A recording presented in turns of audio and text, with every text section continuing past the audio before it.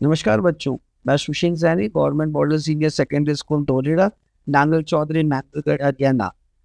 आज हम control and coordination का भाग 2 पढ़ेंगे। जहाँ पे हमने भाग 1 को समाप्त किया था, उसी के आगे से शुरू करते हैं। इस अध्याय में हम निम्नलिखित के बारे में चर्चा करेंगे: विभिन्न प्रकार के तंत्रिका तंत्र, मानव मस्तिष्क की आंतरिक संरचना एवं कार्य प्रणाली, उस कार्य को पहचानने जो मस्तिष्क प्रतिवर्ती क्रिया करता है। चर्चा करेगी मस्तिष्क कैसे नाजुक अंग और उसके ऊतकों की सुरक्षा कैसे की जाती है। आइए कंट्रोल एंड कोऑर्डिनेशन के सिस्टम को समझें। क्या स्पाइनल कॉर्ड का फंक्शन, स्पाइनल कॉर्ड यानी मेरुरज्जु, इसका कार्य सिर्फ रिफ्लेक्स एक्शन है, प्रतिवर्ती क्रिया है? नहीं। इंसान एक सोचने वाला प्राणी है। ये सोचता है, विभिन्न प्रकार से सोचता है। स्पाइनल कॉर्ड जो एक न्यूरॉन से बनी होती है, नर्व से बनी होती है, लाखों हजारों न्यूरॉन से बन के एक नर्व्स बनती है, एक तंत्रिकाएं, एक सिस्टम बनता है जो कि ब्रेन जो मस्तिष्क के अंदर जाके मिलता है, उससे जुड़ता है। ये हमारे मेरुरज्जु है। इसके बीच में से ये नीले रंग की और ये लाल रंग की जो ये तंत्रिकाएं हैं, ये न्यूरॉन से बनी हुई है।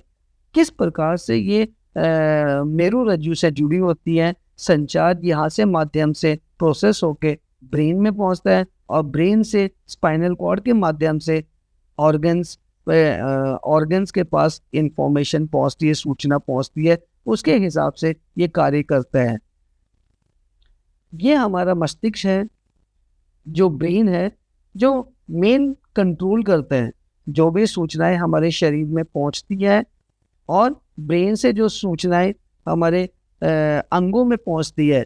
ये एक ब्रेन का स्ट्रक्चर है जो इसके अंदर, ये पूरा जो ब्रेन है, इसके 3 पार्ट्स होते हैं, 4 पार्ट्स होते हैं, अभी हम पढ़ेंगे। और इन डेलिकेट पार्ट, जो नाजुक, जो हमारे दिमाग के जो पार्ट्स हैं, जो उनको ये जो हड्डी है जिसको हम बोलते हैं स्कल, इसको हम प्रोटेक्ट करते हैं। यहाँ पे मुख्य कार्य होता है इन सिस्टम के अंदर एक पेरिफेरल नर्वस सिस्टम और एक सेंट्रल नर्वस सिस्टम बनता है। सेंट्रल नर्वस सिस्टम क्या होता है? इस वीडियो के माध्यम से हम देखेंगे कि सेंट्रल नर्वस सिस्टम जो इनवॉलेंटरी एक्शंस होते हैं, जो हमारे विल से, इच्छा से कंट्रोल नहीं होते। फॉर एग्जाम्पल, हमें सांस लेना है, हम चाहें तो हम बोले कि सांस रुक जा, वो रुकेगा नहीं। हम सोचते हैं कि पाचन शक्ति ना हो, वो कभी रुकेगा नहीं। अगर हम बोल दें कि दिल धड़कना बंद कर दे, तो कभी रुकेगा नहीं। तो ये जो क्रियाएं होती है वो चलती रहती है, मगर हमारी इच्छाओं का कहना नहीं मानती, हमारी इच्छाओं के अगेंस्ट चलती रहती है। इस सेंट्रल नर्वस सिस्टम, जिसको हम केंद्रीय तंत्रिका तंत्र बोलते हैं, इसके अंदर मस्तिष्क और स्पाइनल कॉर्ड इसके मुख्य अंग हैं। इसके अंदर से हजारों लाखों संख्या के अंदर से ये तंत्रिकाएं निकलती रहती है। आइए हम इसका एक स्पेस डायमेंशनल व्यू देखते हैं कि सेंट्रल नर्वस सिस्टम किस प्रकार से दिखता है। ये हमारा ब्रेन है, पूरा दिमाग, जिसको मस्तिष्क बोलते हैं। इस मस्तिष्क के बीचों बीच में से ये एक स्पाइनल कॉर्ड है, मेरुरज्जु है, और ये यहाँ से हमने न्यूरॉन्स के बारे में पढ़ा था। पेरिफेरल नर्वस सिस्टम क्या होता है? फॉर एग्जाम्पल, बच्चा ताली बजा रहा है, बच्चे को हमने सिखा दिया है कि खुशी के मौके में आप क्लैपिंग करो। अगर दुखी का मौसम, दुखी का वातावरण है, तो क्लैपिंग नहीं करेंगे। तो इसका मतलब ये जो इच्छाएं हैं, ये हमारे विल के अंदर है। ये बुजुर्ग दो ये बात कर रहे हैं कि आज हमें एक चलचित्र देखना है, एक मूवी देखने जाना है, दूसरा मना कर रहा है, ये कब जाना है। तो ये सारे जो डिसीजंस हैं, ये हम अपने इच्छा से ले सकते हैं। इसको हम पेरिफेरल नर्वस सिस्टम, परिधीय तंत्रिका तंत्र बोलते हैं। इसके अंदर मांसपेशियां दिमाग से, सेंस ऑर्गन से, ज्ञानेंद्रियों से सूचना ग्रहण होती है, ब्रेन में पहुंचती है, वहाँ पे प्रोसेस होती है और उसके बाद उसका फैसला होके मांसपेशियों में पहुँचती है, जहाँ पे ये कार्य को अंजाम देते हैं। इस सिस्टम को पेरिफेरल नर्वस सिस्टम कहा जाता है। इसका मतलब हम दूसरे शब्दों में अगर हम पढ़ें तो ऐच्छिक क्रियाएं एक वॉलंटियर एक्शन जो आगे क्या करना है इसके निर्णय पर आधारित होता है, इसको परिधीनीय तंत्रिका तंत्र कहा जाता है। ब्रेन, मस्तिष्क, ये हमारा मस्तिष्क एक स्पेस के अंदर 3 डायमेंशनल व्यू प्रदान करता है। इसमें ये जो ब्रेन है इसके 2 पार्ट होते हैं, एक दाहिना भाग और एक बायां भाग होता है। इसके बीचों बीच अगर हम इसको काट दें और इसका ट्रांसैक्शनल व्यू देखते हैं तो हमें पता चलेगा कि इस मस्तिष्क की संरचना क्या है, इसके कितने पार्ट है, कौन कौन से इसके मुख्य अंग है। आइए हम अध्ययन करते हैं। ये हमारा ब्रेन का पार्ट है जिसको बोलते हैं अग्रिम मस्तिष्क, मध्यम मस्तिष्क और पश्चिम मस्तिष्क, four brain, mid brain and hind brain. Hind brain के 3 पार्ट होंगे, 3 अंग होते हैं। ये इसको बोलते हैं पॉन्स, जो मिड ब्रेन और मेंडुला को जोड़ने के लिए काम आता है। ये सबसे जो बड़ा हिस्सा है इसको छोटा दिमाग बोलते हैं, जिसको अनुमस्तिष्क बोलते हैं, सेरिबेलम। इन सबको मिला के ये बनता है हिंड ब्रेन। ये मिड ब्रेन होता है, मध्यम मस्तिष्क रहता है। इसके अंदर 3 होते हैं पार्ट। इसको हाइपोथैलेमस बोलेंगे, यहाँ पे प्यूटरिटी ग्लैंड और थाइमस, ये 3 प्रकार के इसके अंदर अंग होते हैं। सबसे बड़ा भाग जो होता है ब्रेन का वो होता है फोर ब्रेन। फोर ब्रेन जो इंटेलिजेंस प्रदान करता है, मतलब हमारे 5 सेंस ऑर्गन्स होते हैं, आँख, नाक, कान, स्किन, जीभ, खुशबू।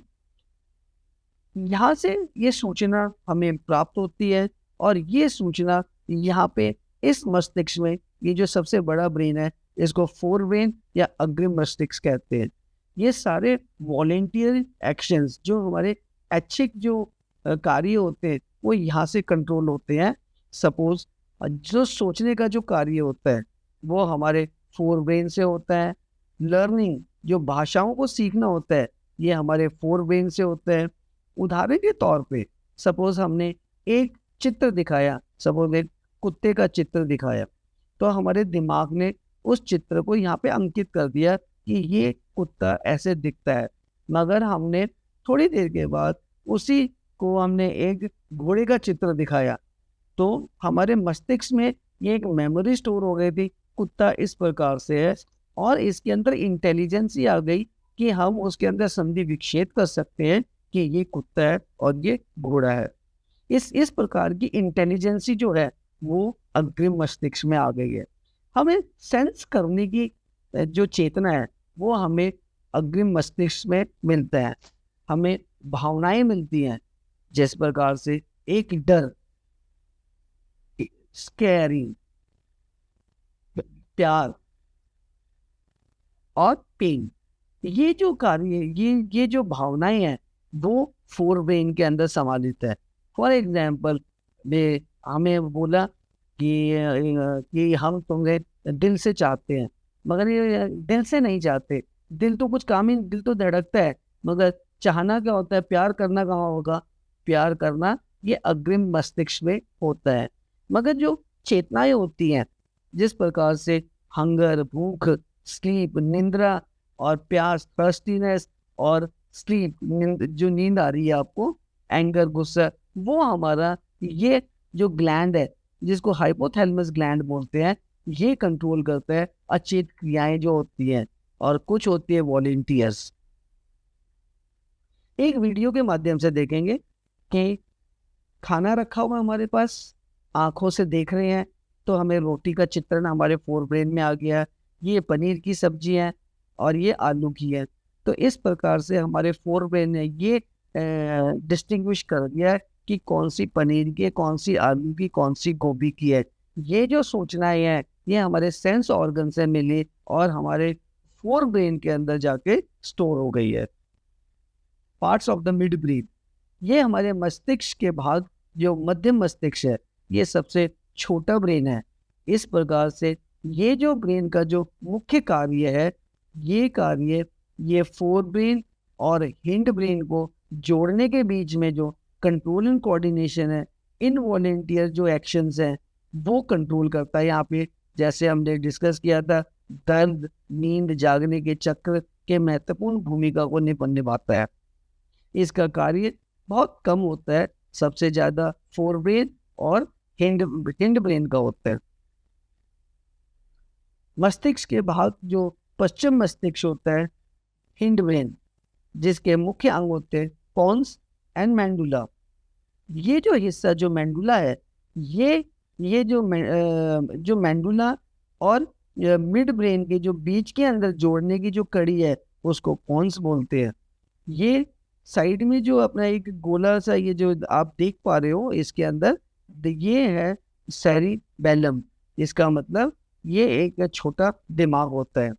पोन्स एक संरचना जो आपके मस्तिष्क में आपकी रीढ़ की हड्डी, जिसको हम मैंडुला बोलेंगे, और उसको जोड़ती है कार्य, और सोने जागने के चक्र और सांस लेने का कार्य करते हैं। मैंडुला के मुख्य कार्य क्या होते हैं? मैंडुला शरीर का बहुत इम्पोर्टेंट हिस्सा होता है। जिस प्रकार से हमारे जीवन चक्र के लिए कुछ क्रियाएं बहुत इम्पोर्टेंट होती है। फॉर एग्जाम्पल, हमें सांस लेने की जरूरत पड़ती है, चाहे हम सो जाएं, चाहे हम बीमार हो जाएं, सांस चलता रहता है। तो ऐसे जो इनवॉलेंटियर एक्शंस होते हैं उसको क्या मैंडुला ऑब्लेंगेटा कंट्रोल करता है। इसी प्रकार फिल्ट्रेशन, हमारी किडनी नित्य दिन प्रतिदिन किडनी फिल्टर करती रहती है। वो हमारे, अगर हम चाहे कि हमारी किडनी बंद हो जाए मगर ये कार्य करना नहीं छोड़ता, उसको कौन कंट्रोल करेगा? उसको ये मैंडुला करेगा। डाइजेशन, जिस प्रकार से आपको भूख लगती है, आपके खाने के अंदर पाचन शक्ति होती रहती है, आप सो जाते हो, भागते रहते हो, मगर पाचन शक्ति हमेशा चलती रहती है, उसको कौन कंट्रोल करता है? उसको मैंडुला करता है। इसके अंदर कुछ कुछ रिफ्लेक्स एक्शंस होते हैं, जैसे छींक आना, कफिंग, आंखों प्यूपल, जो आंखों के जो अधिक रोशनी हो जाती है वो कम ज्यादा कंट्रोल करते हैं, उसको ये मैंडुला कंट्रोल करता है। अगला जो है मस्तिष्क का भाग है अनुमस्तिष्क, जिसको सेरिबेलम बोलते हैं, इसको जो छोटा दिमाग बोलते हैं। ये हमारे दिमाग जो बैलेंस करना सीखता है। इसके अंदर इसको स्मॉल ब्रेन बोलते हैं। Balancing, coordination between the two work. Coordination का मतलब, उदाहरण के तौर पे मैं आपको समझाना चाहता हूँ कि आज हम एक बच्चा एक साइकिल सीखता है। जब वो सीखता है तो उसने पकड़ना सीखा, तो वो जो टच है, जो पकड़ने का जो फीलिंग है, वो फोर ब्रेन से आके आपके फोर ब्रेन के अंदर यहाँ पे लूप्स के अंदर जाके स्टोर हो गया। उसके बाद उसने कैंची सीखी और फिर उसमें गद्दी पे बैठ के वो पैडल मारना सीखा। तो उसने क्या किया, मोटर पैदल जो चलाना, उसने कैंची चलाना जो उसने सीखा, वो इन्फॉर्मेशन यहाँ पे हो गई। उन्होंने ये सीखा कि कोई बच्चा आ गया है, तो आंखों से उसने देखा और कानों से सुन के उसने घंटी बजाई। ये सारी जो इन्फॉर्मेशन है ये फोर ब्रेन में स्टोर हो गई। मगर जब आपको एक बार साइकिल आ जाती है और आप उसको चलाने लग जाते हो, तो आप कभी नहीं सोचते कि कोई बच्चा आ रहा है तो ब्रेक, वो हमेशा ऑटोमेटिकली ही अच्छा अपने आप ही लगता है। जिस प्रकार से एक मोटर गाड़ी आप सीख जाते हो और जब चलते हो, जब एक्सीलेटर, ब्रेक और अपने आप ये कोऑर्डिनेशन कंट्रोल होता रहता है, उसको क्या बोलेंगे? सेरिबेलम बोलते हैं। ये हमारे शरीर के अंदर एक बैलेंस का काम करता है। अगर हम खड़े हैं तो गिरते नहीं है, उसको कौन कंट्रोल करता है? सेरिबेलम क्रिएट कंट्रोल करता है। जहाँ पे इसको बोलते हैं, जब भी कभी कभी आपने अखबार में देखा होगा, हमें लिखा रहता है शराब पी के गाड़ियां ना चलाना। क्यों? क्योंकि शराब पी के जब हम गाड़ी चलाना सीखते हैं तो हमारे जो सेरिबेलम है ये अचेत हो जाता है, ये बैलेंस करना छोड़ देता है। इसके कारण ये एक्सीडेंट हो जाते हैं। सेरिब्रम ये फोर ब्रेन का मुख्य पार्ट है। अगर आप अखरोट को खोल के देखोगे तो उसके अंदर से छोटे छोटे हेजेस बने होते हैं, छोटे छोटे ग्रूव्स बने होते हैं। इसी प्रकार से फोर ब्रेन ये 5 मुख्य भाग में ये डिवाइड हो जाता है। ये ब्रेन का सबसे बड़ा भाग है जिसको हम प्रमस्तिष्क बोलते हैं, सेरिब्रम बोलते हैं। इसके अपने अपने लूब्स होते हैं। ये इतने ज़्यादा इसका एरिया होता है कि जो 24 घंटे 365 दिन और हमेशा ये इंफॉर्मेशन हमारे सेंस ऑर्गन से आता रहता है और ये हमारे इस फोर ब्रेन के अंदर स्टोर हो जाता है एक मेमोरी के रूप में। इसको सेरिब्रम बोलते हैं। सेरिब्रम मतलब मस्तिष्क का वह सबसे बड़ा भाग होता है, that is a fore brain cerebrum, प्रम मस्तिष्क। अब मस्तिष्क के भाग में जो मिड ब्रेन जो फोर ब्रेन का जो पार्ट है इसको बोलते हैं hypothalamus. Hypothalamus is a gland. Hypothalamus जो अचेत क्रियाओं को कंट्रोल करता है। हमने डिस्कस किया था जिस प्रकार से फीलिंग्स ऑफ हंगर, हमें भूख लगती है, हम प्यास लगती है, थ्रस्टी होते हैं, हम स्लीपी फील कर रहे हैं, हमें जागना है, सोने का चक्र है, ये जो रक्तचाप है, ब्लड प्रेशर, इस प्रकार के जो कार्य होते हैं इसको हाइपोथैलेमस ग्लैंड कंट्रोल करता है। अगला है प्यूटरिटी ग्रंथि। प्यूटरिटी ग्लैंड इसको बोलते हैं। ये पीयूष ग्रंथि है। ये अपने हॉर्मोन्स जितने भी हमारे शरीर के अंदर जो ग्लैंड होते हैं, वह अंग जिसके अंदर हड्डियां नहीं होती, जो रस छोड़ते हैं, जो केमिकल्स छोड़ते हैं और अपने एक्शंस को कंट्रोल करते हैं, that is known as a pituitary gland. मस्तिष्क का वह पार्ट जो सबसे कठोर होता है उसको हम खोपड़ी बोलते हैं और स्कल बोलते हैं।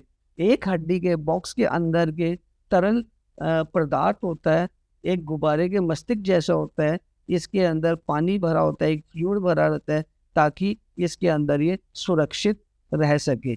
और इसमें जो झिल्ली होती है उसको मेनिंजाइटिस बोलते हैं। इस ब्रेन को बांध के रखता है आपस में। जो आज हमने पढ़ा उसके अंदर हमने ब्रेन की संरचना, वॉलेंटरी एक्शन, कितने प्रकार के तंत्र होते हैं, पीएनएस और सीएनएस, ब्रेन के कितने भाग होते हैं, 3 भाग होते हैं, अग्रम मस्तिष्क, मध्यम मस्तिष्क और अनुमस्तिष्क, fore brain, mid brain and hind brain. Hind brain के 3 जो इसके अंग होते हैं, पॉन्स एंड मैंडुला होते हैं। इसी प्रकार फोर ब्रेन का जो सबसे बड़ा भाग होता है उसको सेरिब्रम बोलते हैं। उसके अंदर अलग अलग ग्रूव्स और हैश रहते हैं जहाँ पे सारे इंफॉर्मेशन डाटा सेलेक्ट होते हैं। इसके फोर ब्रेन के जो पार्ट्स हैं वो हाइपोथैलेमस ग्लैंड होते हैं, प्यूटरिटी और थैलेमस होते हैं इसके अंदर। और सबसे जो इम्पोर्टेंट जो छोटा दिमाग जिसके नाम से हम जानते हैं उसको बोलते हैं सेरिबेलम, जो बहुत इम्पोर्टेंट होता है, हमारे शरीर को बैलेंस करने के लिए काम आता है और कंट्रोल एंड कोऑर्डिनेशन करता है। अब प्रश्न हमारे पास प्रश्न 3, 5 पेज नंबर 117 में गृह कार्य है। प्रश्न 1, प्रश्न 2, प्रश्न 3। थैंक यू, धन्यवाद।